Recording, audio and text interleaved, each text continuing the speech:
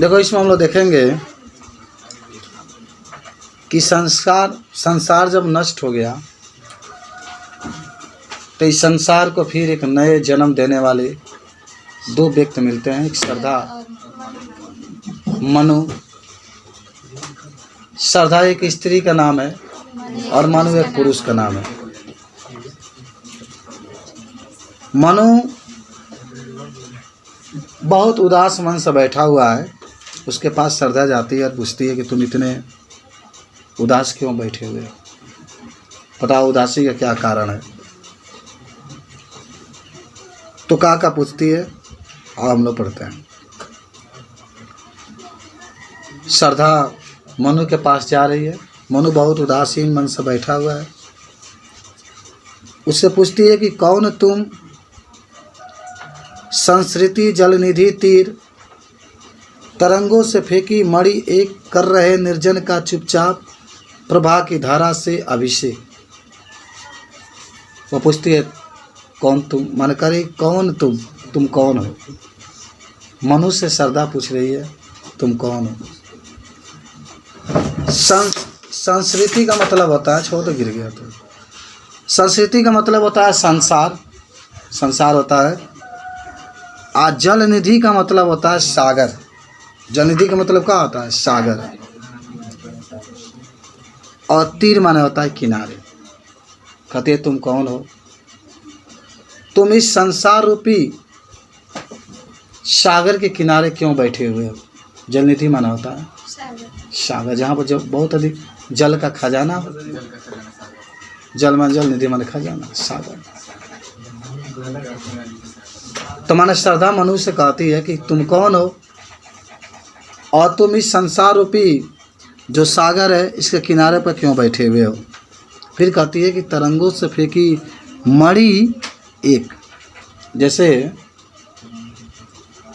नदी में जब तरंगे चलती है, सागर में जब तरंगे चलती है, तो सागर के अंदर जो मणि होती है उस मणि को तरंगे बाहर क्या करती है, फेंक देती है। मणि देखना ना किनारे आ जाता है। जैसे जो तरंगे होता है, तरंगे जो होती है मणि को किनारे फेंक देती है। उसी तरीके से लगता है कि तुमको भी संसार किनारे कर दिया और तुम इस सागर के किनारे बैठे हुए। क्या हुआ? अच्छा, मणि का मतलब नहीं जानते हो? सिप्पी के नाम सुने हैं ना? वह सिप्पी के ऊपर जो होता है, सिप्पी के अंदर मणि वगैरह पाए जाते हैं, मोती वगैरह जो होते हैं ना, उसी की बात होगी, हीरा वगैरह तो। आगे फिर कहती है कि कर रहे निर्जन का चुपचाप। कर रहे, निर्जन माना होता है शांत, निर्जन जहाँ पर कोई जन माने लोग होता है। करे कि कर रहे निर्जन का चुपचाप, माने तुम एकदम चुपचाप इस निर्जन स्थान पर बैठे हुए जहाँ पर एक भी व्यक्ति नहीं है, तुम यहाँ पर एकदम चुपचाप बैठ कर क्या कर रहे हो। वे कहते हैं कि प्रभा की धारा से अभिषेक। प्रभा माने होता है प्रकाश और धारा माने धारा, अभिषेक माने होता है सुशोभित करना। और कहे कि तुम यहाँ पर प्रकाश मय धारा को सुशोभित कर रहे हो, माने जहाँ तुम बैठे हो तहाँ प्रकाश उत्पन्न हो रहा है और इस प्रकाश से तुम यहाँ जितने धाराएं हैं सागर के किनारे उसको तुम सुशोभित कर रहे हो। बात समझी? बहुत आसान था। श्रद्धा मनु से कहती है कि मनु तुम कौन हो। मनु कहती है तुम कौन हो, तुम इस संसार रूपी सागर के किनारे क्यों बैठे हो। ऐसा लगता है जैसे तरंगे जो होती है अपने अंदर से मणि को बाहर फेंक देती है, वैसा तुम भी संसार से बाहर आ चुके हो और इससे निर्जन इस एकांत जगह में तुम चुपचाप बैठे हुए हो और इस धारा को प्रकाश से सुशोभित कर रहे हो। आगे चलते हैं, दूसरा स्टेंजा। कराए कि मधुर विश्रांत और एकांत जगत का सुलझा हुआ रहस्य, एक करुणा में सुंदर मौन और चंचल मन का आलस्य। फिर कहती है श्रद्धा मनुष्य, ये मनु, मधुर माना होता है कोमल या मधुर। विश्रांत का मतलब होता है थका हुआ, थकी हुई या थका हुआ। एकांत माना अकेले। तुम मधुर हो लेकिन थके भी हुए हो और एकांत में यहाँ पर बैठे हुए हो। इसको कहती है कि तुम तो बहुत मधुर हो, लेकिन ऐसा महसूस होता है तुम बहुत थके हुए हो और एकांत में यहाँ पर क्या किए हो, बैठे हुए हो। और जगत का सुलझा हुआ रहस्य, जगत माना होता है जगत, सुलझा का मतलब होता है सुलझता हुआ, और रहस्य का मतलब होता है आश्चर्य। माने कह रही है कि ऐसा लगता है जगत में संसार होता है, ऐसा लगता है कि संसार का रहस्य तुम्हारे अंदर सुलझ गया है। तुम जो संसार रूपी रहस्य है उससे दूर चले गए। तुम्हें संसार से कोई मतलब नहीं, तुम अकेले बैठे हो। कर रहे कि एक करुणा में सुंदर मौन। करुणामय का मतलब होता है तुम्हारे अंदर दया है लेकिन तुम मौन धारण किए हुए हो। बताओ तुम इतना मौन का मतलब होता है शांत, कुछ भी ना बोलना। श्रद्धा कहती है कि तुम्हारा जो हृदय है दया से भरा हुआ है, लेकिन तुम मौन रूपी यहाँ पर बैठे हुए हो। और चंचल मन आलस्य, ऐसा लगता है कि तुम्हारे मन में चंचलता है, तुम्हारे मन के अंदर चंचलता है लेकिन आलस्य, लेकिन फिर भी तुम आलस्य किए हुए हो। आलस्य का मतलब होता है कि अपने आप से ज़िंदगी से हार जाना, चुपचाप बैठे रहो। कहती है एक बार सुन लो कि हे मनो तुम बहुत मधुर हो लेकिन थके हुए हो और एकांत में बैठे हुए हो। ऐसा लगता है कि संसार का रहस्य सुलझ चुका है, तुम्हारा जो हृदय दया से भरा हुआ है लेकिन तुम मौन को धारण किए हुए हो। ऐसा महसूस होता है कि तुम्हारा मन बहुत चंचल है लेकिन तुम उसमें आलस्य लिए हुए हो। आगे सुनो। सुना ये मनु ने मधु गुंजार, मधुकरी सा जब सा आनंद, किए मुख नीचा कमल समान, प्रथम कवि का ज्यों सुंदर छंद। अच्छा देखो, बहुत दुखी आप हैं, बैठे हुए हैं, कोई स्त्री आए कहे कि उठिए सनम, चलिए सनम, मन में प्रसन्नता की लहर आ जाती है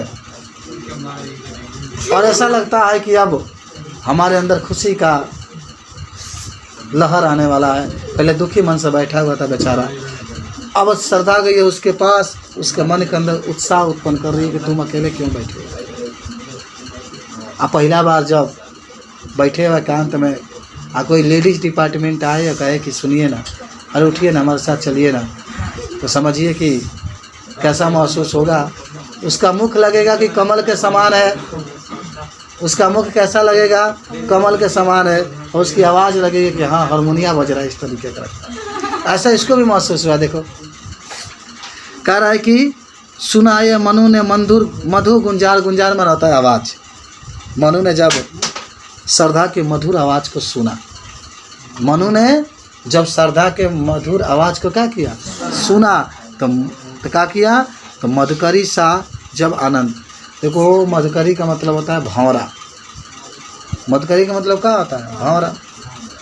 उसे भौरे की तरह सानंद का मतलब होता है आनंद प्राप्त हुआ।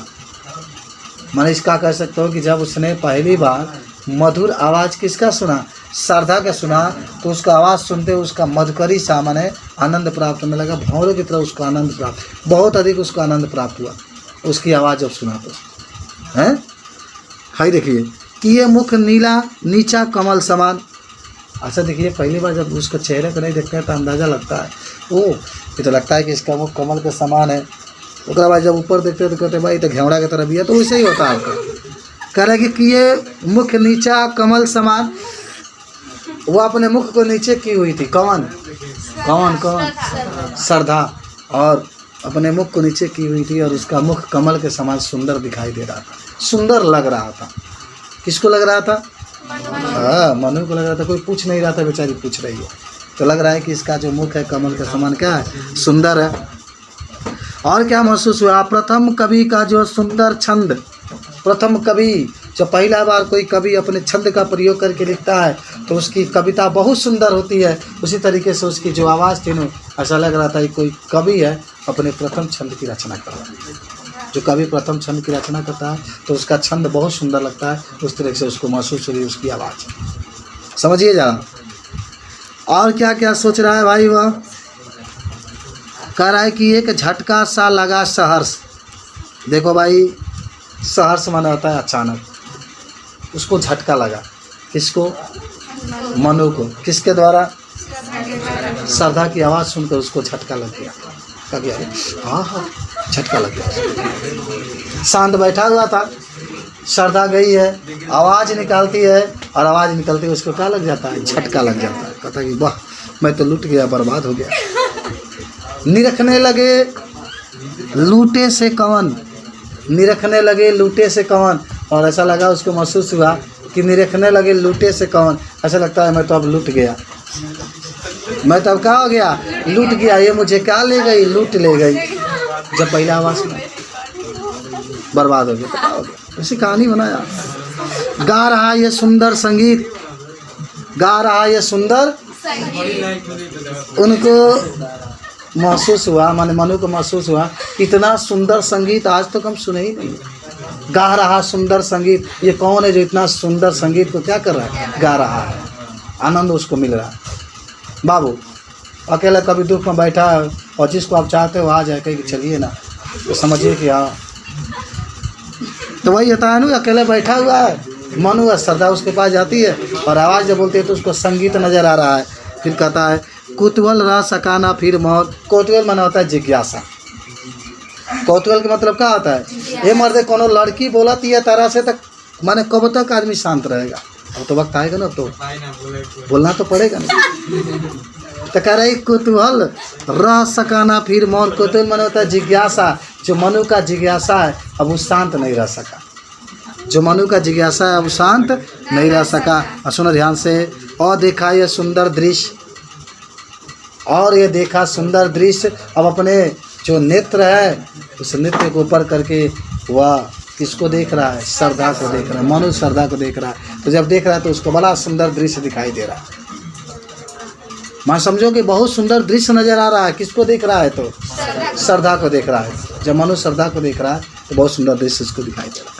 और नयन का इंद्रजाल अभिराम। अच्छा, नयन माने होता है नेत्र। प्रेम की शुरुआत नेत्र से ही होती है, प्रेम की शुरुआत नेत्र से ही होती है। नेत्र सुंदर तो प्रेम भी टिकाऊ होगा, नेत्र में घुसा है तो प्रेम टिकेगा नहीं। तो कह रहा है कि नयन का इंद्रजाल अभिराम। नयन माने होता है नेत्र और इंद्रजाल माने होता है जादू, अभिराम माने सुंदर। ये बाबू, अरे नयन माने नेत्र, इंद्रजाल माने जादू, अभिराम माने सुंदर। माने जो उनका नेत्र था, किसका नेत्र था, श्रद्धा का जो नेत्र था वह एक जादू माने सुंदर जादू उत्पन्न कर रहा था, इसके ऊपर जादू चला रहा था। अभी नेत्र की माने अभी नेत्र की व्याख्या करते हैं, उनका जो नेत्र था, श्रद्धा का जो नेत्र था वह क्या चला रहा था, एक जादू चला रहा था उनका। कुसुम वैभव में लता समान। देखो कुसुम माना होता है फूल, अब वैभव माने वैभव ही कह दिए, लता समान माना होता है लता के समान। चंद्रिका से लिपटा घनश्याम। चंद्रिका माने चंद्रमा में और घनश्याम माना होता है बादल। अच्छा, इसका अर्थ देखो क्या होगा, जैसे बादल के नीचे छोटा सा चंद्रमा का टुकड़ा हो तो चंद्रमा बहुत सुंदर दिखाई दे रहा है, उसी तरीके से एकदम समझिए कुसुम माने फूल होता है, फूल की तरह श्रद्धा भी बहुत सुंदर दिखाई दे रही है। जैसे बादल है, बादल में अगर चंद्रमा है तो चंद्रमा बादल के नीचे बहुत सुंदर दिखाई देता है, उसी तरीके से जो श्रद्धा थी वो भी बहुत क्या हो रही थी, सुंदर दिखाई दे रही है। बात समझ गए? तो इतना हम लोगों ने